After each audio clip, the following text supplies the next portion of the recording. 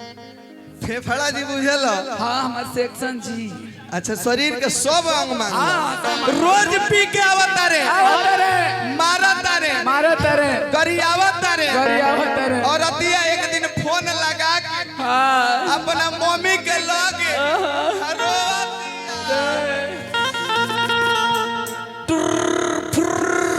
उठाइए ना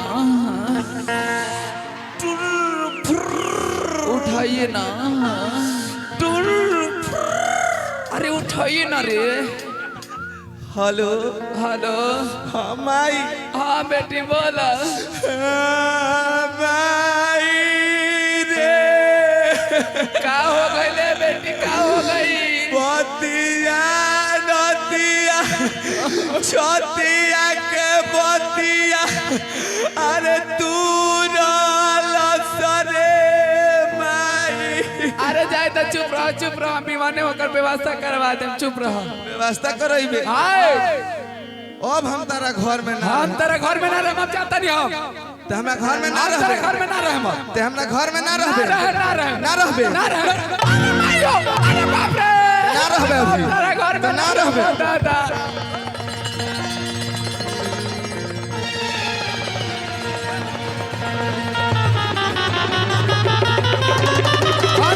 अरे बाबू अरे मायो अरे बाबू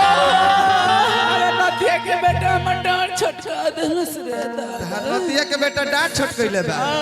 तहर लाला पे घर में ना रहे हम जाता नहीं ते ना रहबे हम तोरा घर में ना रहे ते ना रहबे अभी ना रहबे अरे मायो अरे दादा अरे बाप रे बाप काल औरत कह तरीका अरे कि हमरा के मरले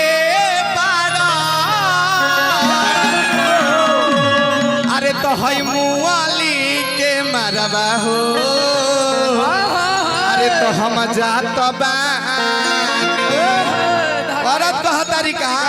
अब हम तारा घर में ना रह हम तेरे घर में ना कि हमरा के मरले बाड़ा मुआली के मरबा हो जात बा हमरा के मरले बाड़ा मुआली के हो जात बा हमरा के मरले बाड़ा मुआली के मरबा हो जात बानी ते ना रहबे हमरा घर में ना हई अपन घर बक्स पेटी जल्दी सुल्फा सेठी जय हो। हां ए राजा जी का हो अब हम ना रह ना अब हम अपना घरे जइबे करे ए नाती हम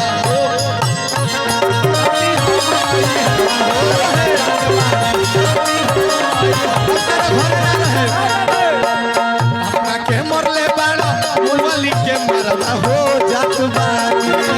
हमरा के मरले बाड़ा हो जात बानी हमरा के मरले बाड़ा मुरली के मरला हो जात बानी नाती हो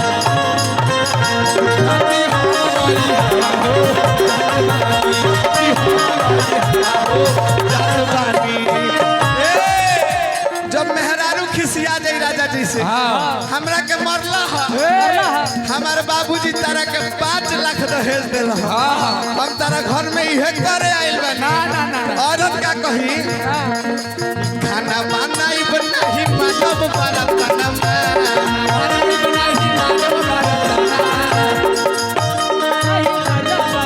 और देखिए आर्यन भैया की तरफ से और वहाँ के भाई जी की तरफ से आप प्रशांत भैया मिलिट्री में रहे नहीं नरुआ भैया से ये भैया की तरफ से पैसा ना ये भाई के प्यार है कोटि कोटि नमन कहे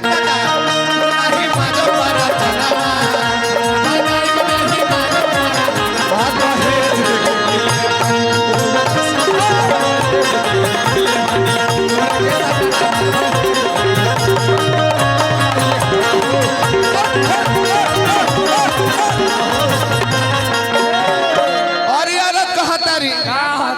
ए राजा जी ए हे सिटी मारता ए राजा जी हम तू हमरा घर में हम तारा ना रहे तू हमरा के अति को देले बाड़ो सासू गोरिया बे ननद मारता ताना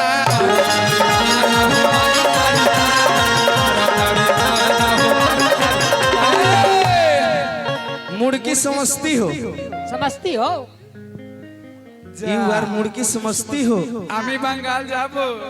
আমি बंगाल जाबो जो तड़बा तुड़बी करबो तब वापस आबो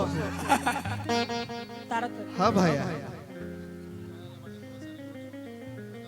अच्छा अच्छा हाँ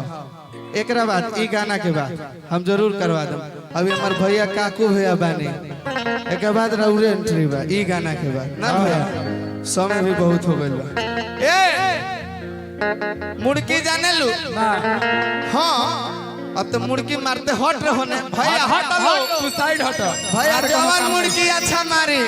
ओ करे तरफ से ताली बाजी जे बढ़िया से मार के गिरा दी उनके पताली बाजी गिरा दी मुर्गिया अच्छा मुर्गिया के ताल गलती नहीं के बुझे के ताल ताल आओ वहाँ पे कन्या वहाँ पे आओ हमारा आशीर्वाद रहेगा तो तुम जल्दी कल्याण हो जाओगी ए भैया ए बात विचार अभी ना हेलो हेलो हेलो पहले ओकरा के मारे दी हम मरवाए अरे मुर्गी मारे के बाद अब मुंह फोड़ लो चाहे खून बा व्यास मरवाओ अब देखी तरबूजा छुरी पर गिरो चाहे छुरी तरबूजा पर कटे के तो तरबूजे के बा ए भैया मुर्गी के भाव